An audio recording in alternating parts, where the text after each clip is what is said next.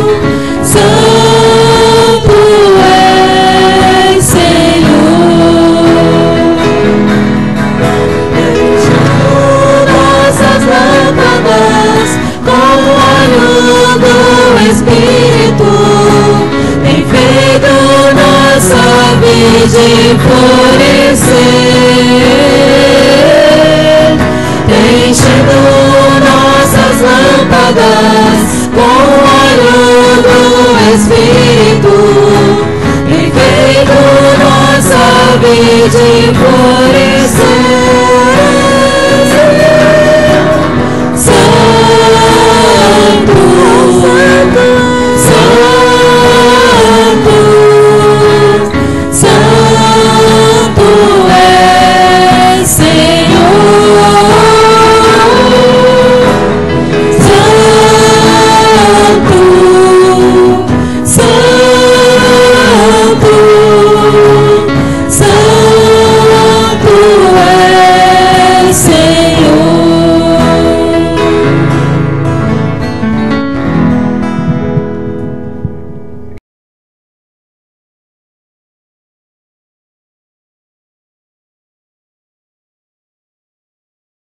Graça e paz. Vamos fazer a nossa meditação na primeira carta aos Coríntios. Primeira carta aos Coríntios, capítulo 5,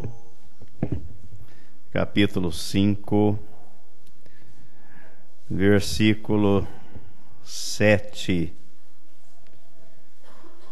1 Coríntios, capítulo 5, versículos 7 e 8. Lançai fora o velho fermento, para que sejais nova massa, como sois de fato sem fermento. Pois também Cristo, nosso Cordeiro Pascal, foi imolado. Por isso celebremos a festa, não com o velho fermento, nem com o fermento da maldade e da malícia, e sim com os asmos da sinceridade e da verdade. Pai, nós te agradecemos pela tua palavra e por esta oportunidade que o Senhor nos dá de cultuarmos o teu nome aqui neste lugar, nesta noite. Muito obrigado pela tua graça que nos alcançou e que o teu Espírito Santo fale aos nossos corações, em nome de Jesus. Amém. Podem assentar.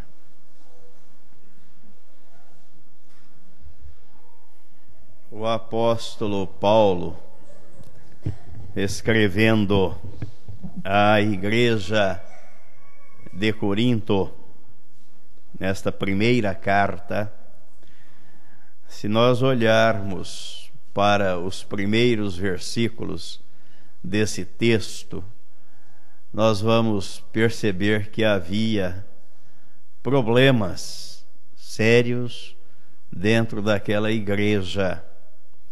Lembrando que a cidade de Corinto é uma cidade portuária, na Grécia.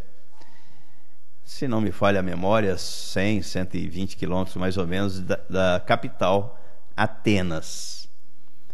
E na época já era uma cidade importante, já uma cidade portuária, onde o fluxo de pessoas, o comércio, tudo isso contribui para elevar a população flutuante de uma cidade.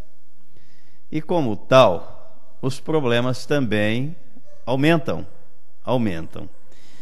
E aqui está um exemplo a não ser seguido de que a igreja estava se contaminando com o mundo, com a forma como o mundo caminha. Se nós olharmos aí os primeiros versículos deste capítulo 5, o apóstolo diz: olha, geralmente se ouve que há entre vós imoralidade, e imoralidade tal como nem mesmo entre os gentios, isto é, haver quem se atreva a possuir a mulher de seu próprio pai. E essas pessoas estavam dentro da igreja, levando costumes mundanos para dentro da igreja. E por isso que ele chega nesse versículo 7, ele diz: lançai fora o velho fermento, para que sejais nova massa. Se existe uma coisa que Deus não compactua, não aceita, não assina embaixo, é da vida antiga. Nasceu de novo, é nova criatura, é para andar na forma do figurino divino. Os velhos hábitos, as velhas companhias, as tradições que contrariam a palavra de Deus, tudo isso deve ser abandonado, porque em Cristo a Bíblia diz que aquele que nasce de novo é uma nova criatura, e Cristo passa a viver nele. E não dá para levar as duas naturezas no mesmo corpo. Aí entra até um princípio fundamental da lei da física, que dois corpos não ocupam o mesmo espaço, o mesmo lugar, ao mesmo tempo. Ou nós somos portadores da natureza divina, ou continuamos com a natureza de Adão.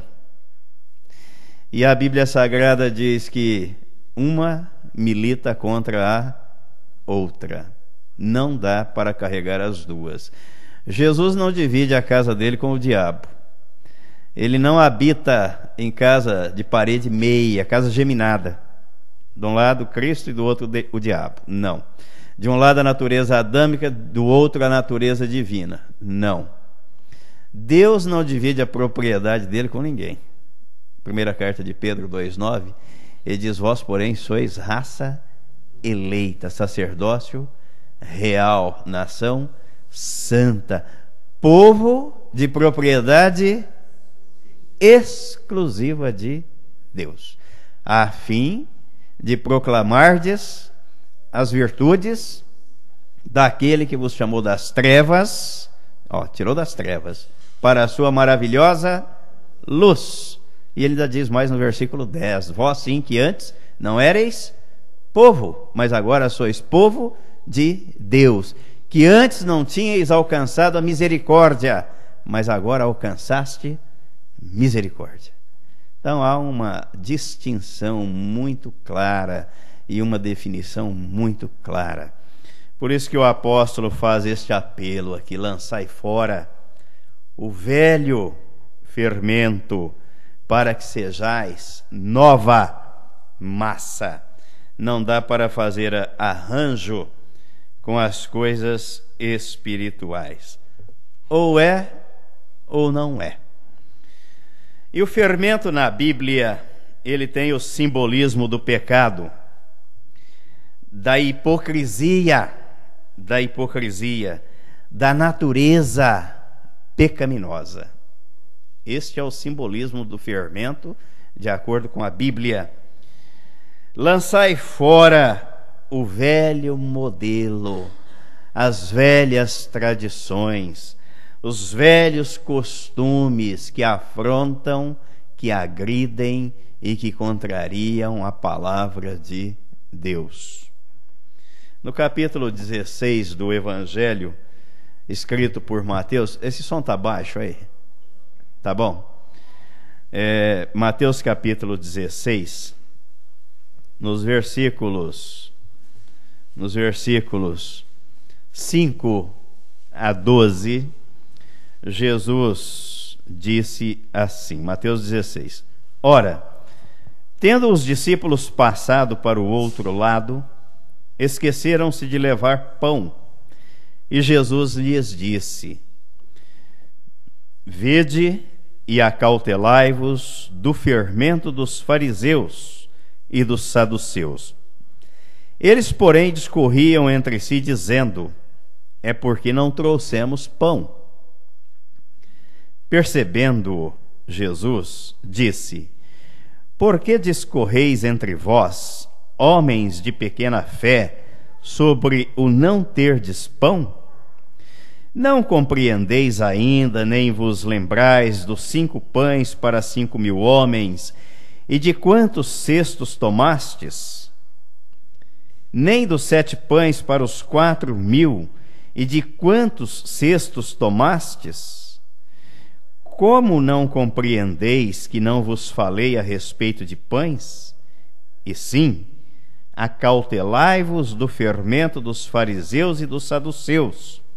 Então entenderam que não lhes dissera que se acautelassem do fermento de pães, mas da doutrina dos fariseus e dos saduceus.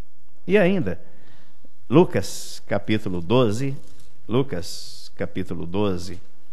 no versículo 1, Lucas 12, versículo 1: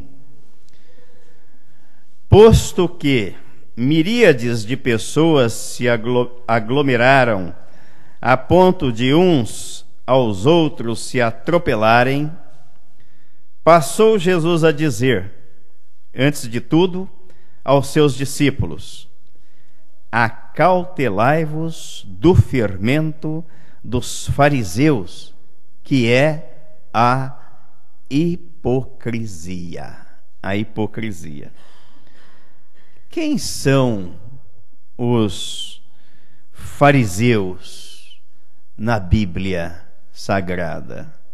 Quem eram os fariseus da época de Jesus? Eram os religiosos. Eram aqueles que falavam em nome de Deus. Eram aqueles que diziam ser filhos de Abraão e tinham Deus como Pai. E Jesus repreendeu, Jesus abominou as práticas religiosas dos fariseus. Os fariseus da época de Jesus são os religiosos de hoje. São os religiosos de hoje. Tais como aqueles, os religiosos de hoje caminham escorados nas tradições e nas práticas religiosas que contrariam a palavra de Deus.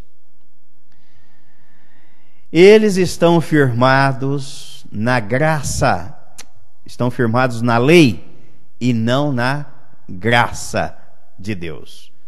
O mundo religioso está escorado na lei e desconhece a graça de Deus.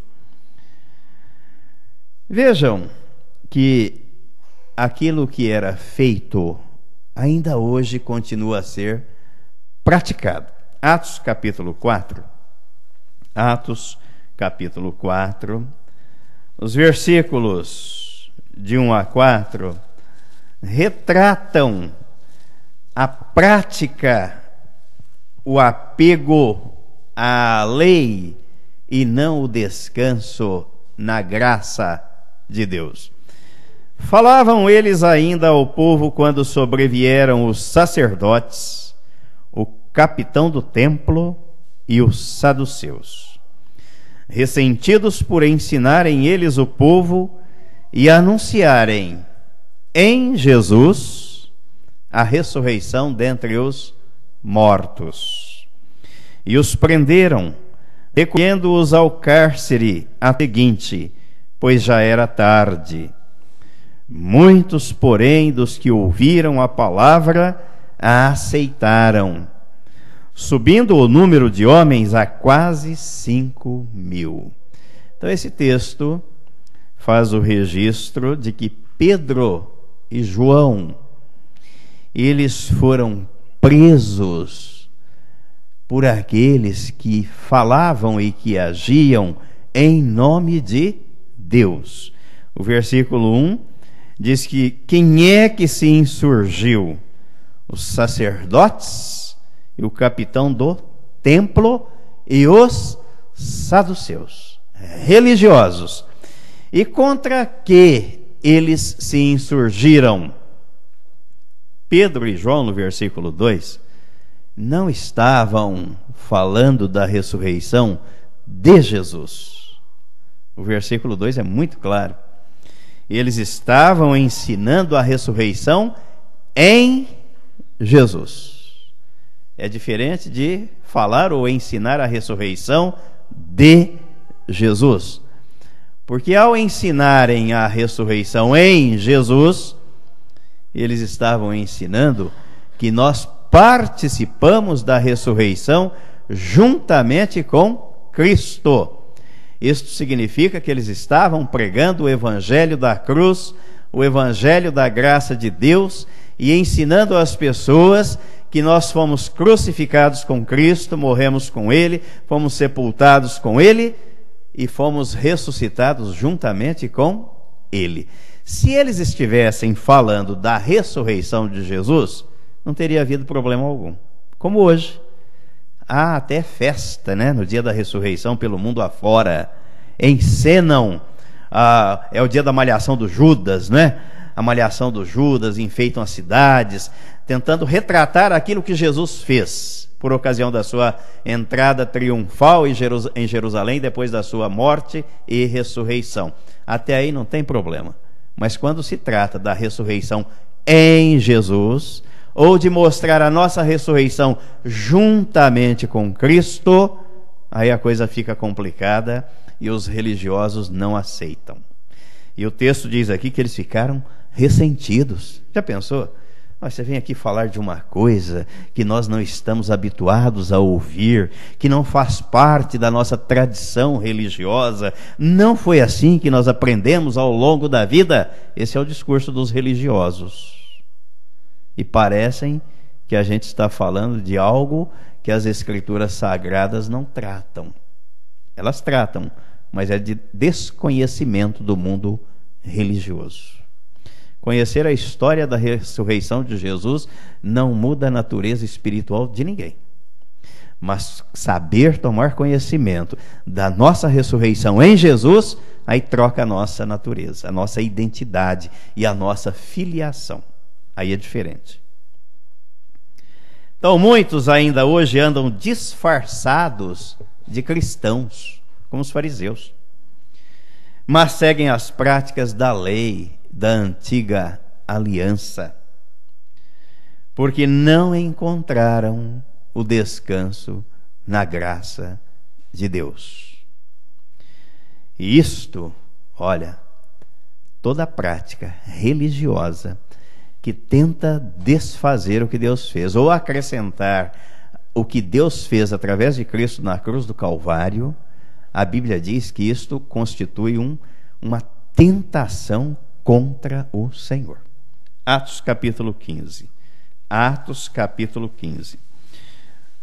Vejam o que Pedro disse aqui neste texto.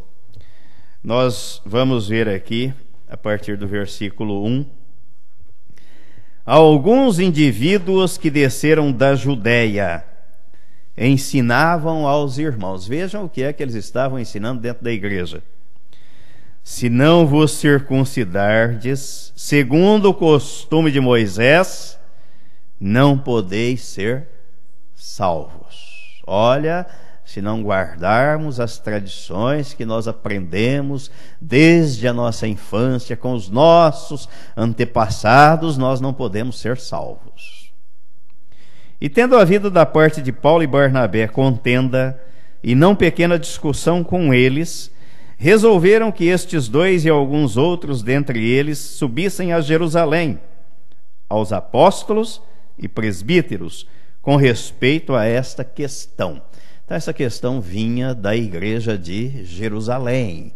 E aqui está dizendo que eles desceram da Judéia e ali estavam na igreja ensinando aos irmãos que era necessário observar os costumes de Moisés, os ensinamentos, a prática da lei. Então, como houve uma discussão, Paulo e Barnabé foram encarregados de subir à igreja em Jerusalém para tratar deste assunto, porque era um assunto que estava contrariando o evangelho da graça de Deus. E enviados, pois, e até certo ponto acompanhados pela igreja, atravessaram as províncias da Fenícia e Samaria, e narrando a conversão dos gentios, causaram grande alegria a todos os irmãos. Então, o apóstolo Paulo e o missionário Barnabé foram testemunhando daquilo que Deus estava fazendo no meio do povo, dos gentios. E tendo eles chegado a Jerusalém, foram bem recebidos pela igreja, pelos apóstolos e pelos presbíteros, e relataram tudo o que Deus fizera com eles. Insurgiram-se, entretanto, alguns da seita dos fariseus que haviam crido, dizendo: é necessário circuncidá-los e determinar-lhes que observem a lei de Moisés. Queriam fazer reparos na obra do Calvário. Queriam dar um jeito de acrescentar alguma coisa ao Evangelho da graça de Deus, dizendo que não era suficiente. Como a gente ouve mais ou menos assim: não é bem por aí, não é só isso. A gente precisa, você precisa acreditar e descansar. É isso. Então se reuniram os apóstolos e os presbíteros para examinar a questão. Havendo grande debate, Pedro tomou a palavra e lhes disse: Irmãos, vós sabeis que desde há muito Deus me escolheu dentre vós, para que por meu intermédio ouvissem os gentios a palavra do Evangelho e crescem. Ora, Deus que conhece os corações, lhes deu testemunho, concedendo o Espírito Santo a eles, como também a nós nos concedera. E não estabeleceu distinção alguma entre nós e eles, purificando-lhes pela fé o coração. Agora, pois, olha como é que Pedro chama a atenção deles, olha. Agora, pois, por que tentais a Deus, pondo sobre a cerviz dos discípulos um jugo que nem nossos pais puderam suportar, nem nós? Mas cremos que fomos salvos pela graça do Senhor Jesus, como também aqueles o foram.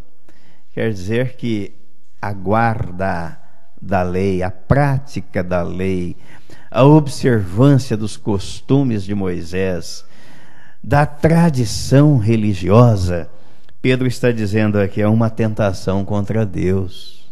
Estão tentando ao Senhor. Por que tentais ao Senhor? Se a obra que ele consumou em Cristo na cruz é suficiente, por que vocês querem acrescentar algo? Não faça isso, ou então faça aquilo para ser salvo. O que ele fez por nós é suficiente. Não aceita, não admite reparos ou retoques. E mais do que isso, quem assim age ou pensa ou faz, está tentando ao Senhor. É isso que Pedro está dizendo aqui. E estes fariseus estão por toda parte. E a gente precisa ter cuidado, porque de repente eles se infiltram no nosso meio. Aliás, apareceu um por aqui e sentou no banco ali atrás onde está o Márcio. Ele pediu para o Márcio reservar o lugar para ele. E ele um dia pegou uma irmã aqui e falou para ela: olha, aqui vocês não fazem isso, não fazem aquilo outro, né? Ele ficava sentado ali com a Bíblia quietinho. Não sei se vocês lembram dele, um senhor que veio aqui por um tempo na escola dominical e depois ele sumiu. Ele queria fazer reparos na obra da cruz. Não dá para fazer reparos, não dá para remendar, não dá para completar. Ela é perfeita. Nada podemos acrescentar e nada podemos ou devemos subtrair do Evangelho da graça de Deus. Nada. Jesus abominou tais práticas e mostrou que os que assim procedem não entram e não deixam aqueles que querem entrar no reino de Deus. Se constituem pedra de tropeço. Foi isso que Jesus disse aqui nos versículos 13 a 15. Mateus 23, 13 a 15. Ai de vós, escribas e fariseus hipócritas, porque fechais o reino dos céus diante dos homens, pois vós não entrais, nem deixais entrar os que estão entrando. Ai de vós, escribas e fariseus hipócritas, olha o fermento dos fariseus, porque devorais as casas das viúvas e para o justificar fazeis longas orações. Por isso, sofrereis juízo muito mais severo. Ai de vós, escribas e fariseus hipócritas, porque rodeais o mar e a terra para fazer um prosélito, e uma vez feito tornais filho do inferno 2 vezes mais do que vós. Eu já contei para vocês aqui que um cidadão lá em Altinópolis, eu percebi que ele é religioso e ele não me conhecia direito. Aí eu comecei a perguntar para ele algumas coisas da Bíblia, e ele arrancou o estatuto da igreja dele e disse para mim: a minha igreja é a única que salva. E eu fiquei curioso, né, para ver até onde ele ia. Eu falei: como é que é a sua igreja? E ele começou a contar, e ele começou a falar, e eu ia jogando para ele esses textos que tratam da nossa inclusão no corpo de Cristo, da nossa participação no sacrifício de Cristo, e ele engasgava, a gente chama tergiversava, né? Ele despistava, ele dizia que ia consultar, e ele não dava resposta nenhuma. Aí no fim, quando eu mostrei para ele a obra do Calvário, ele pegou o estatuto da igreja dele, deu um jeito de guardar, não sabia onde enfiar a cara, não sabia. A minha igreja é a única que salva. Escribas e fariseus hipócritas não entram e não deixam aqueles que querem entrar no reino de Deus. E Jesus está dizendo aqui, rodeiam o mar e a terra procurando um discípulo. Prosélito é o discípulo, é o pagão convertido ao judaísmo, ou alguém que eu queira que seja membro da minha igreja e não membro do corpo de Cristo. Nós queremos que as pessoas sejam membros, não é membros não, hein? É membros do corpo de Cristo. Se elas forem membros do corpo de Cristo, o problema da alma, o problema espiritual estará resolvido. Mas se não forem, podem ser membros da igreja que quiserem. Jesus está dizendo aqui, vocês o tornam filho do inferno 2 vezes mais do que vós. Então elas têm que ser membros do corpo de Cristo. Se não for membro do corpo de Cristo, não tem o nome inscrito no livro da vida.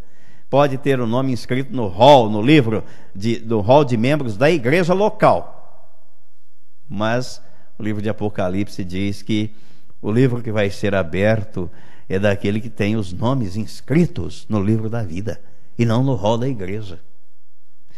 Então há muita gente ainda hoje assim, escribas e fariseus.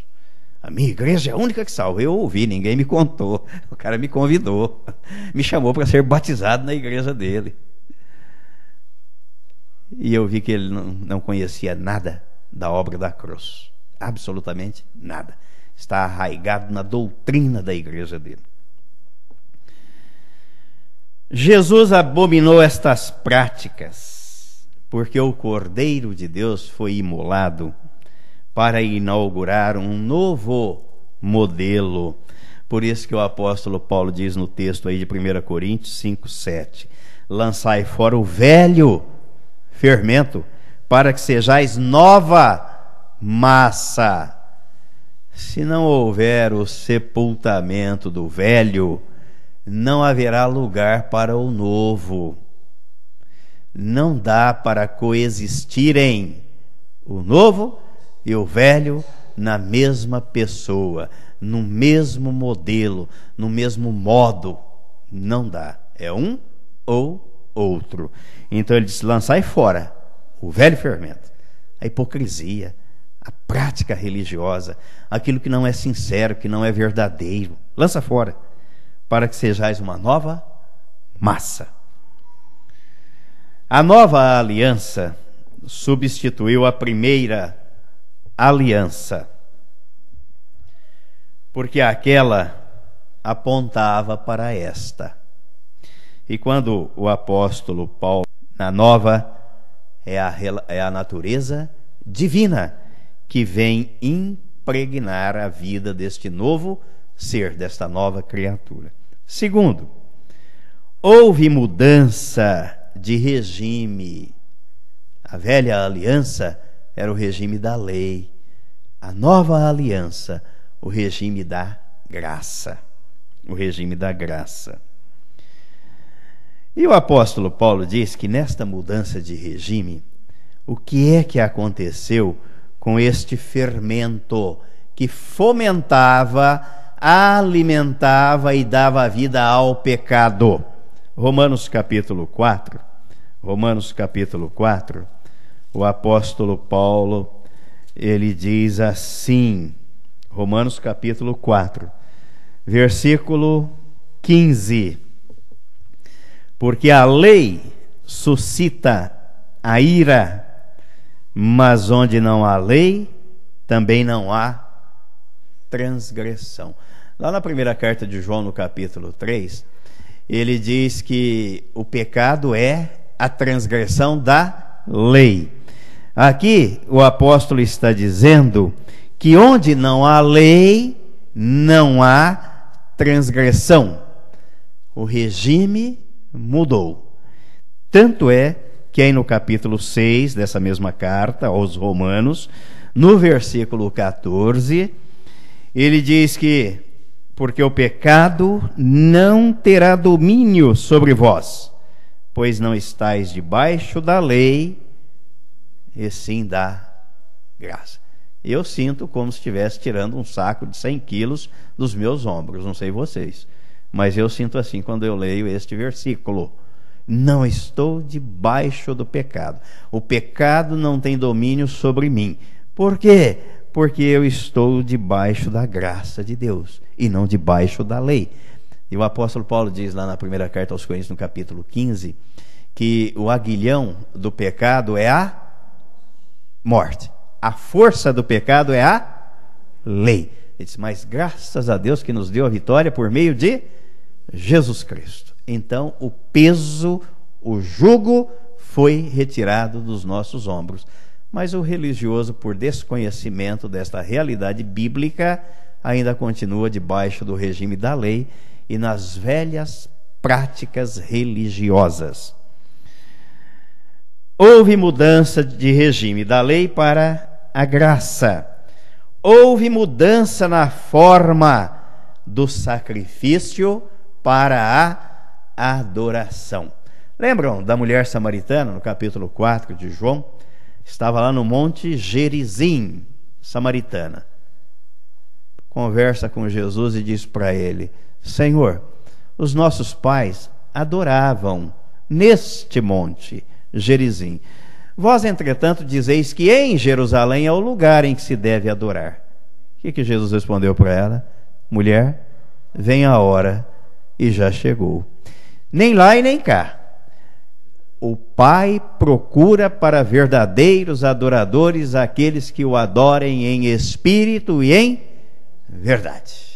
Não é o lugar, não é o modo, a forma, mas é o estado da pessoa, é a condição, a natureza da pessoa. Verdadeiro adorador, aquele que foi gerado de novo por Deus em Cristo. Esse recebe um novo coração para adorar a Deus.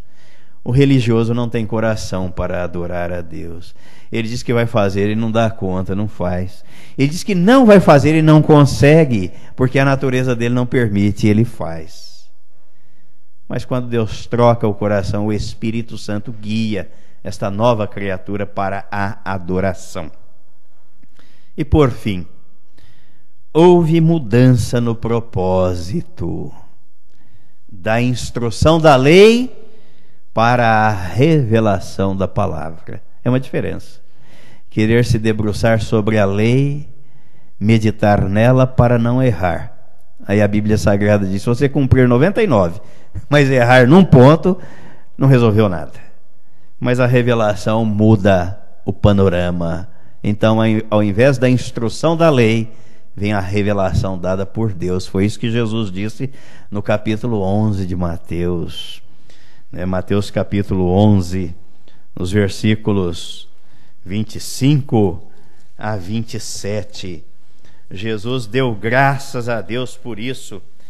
E ele disse, por aquele tempo exclamou Jesus, graças te dou, ó Pai, Senhor do céu e da terra, porque ocultaste estas coisas aos sábios e instruídos e as revelaste aos pequeninos. Sim, ó Pai, porque assim foi do teu agrado. Tudo me foi entregue por meu Pai. Ninguém conhece o Filho senão o Pai, e ninguém conhece o Pai senão o Filho, e aquele a quem o Filho o quiser revelar. Da instrução, da lei, para a revelação mediante o Espírito Santo. E a Bíblia Sagrada diz que o homem natural não consegue entender isso, e nem aceitar as coisas espirituais, porque elas se discernem espiritualmente. É o Espírito de Deus testificando com o Espírito da nova criatura que agora ele é Filho de Deus. Aí Deus dá a ele a revelação da sua palavra. Lançai fora o velho fermento, as práticas antigas que Jesus abomina, para que sejais nova massa, nova criatura, e andar de conformidade com o evangelho da graça de Deus. Amém? O meu desejo é que os irmãos tenham uma semana abençoada em nome de Jesus.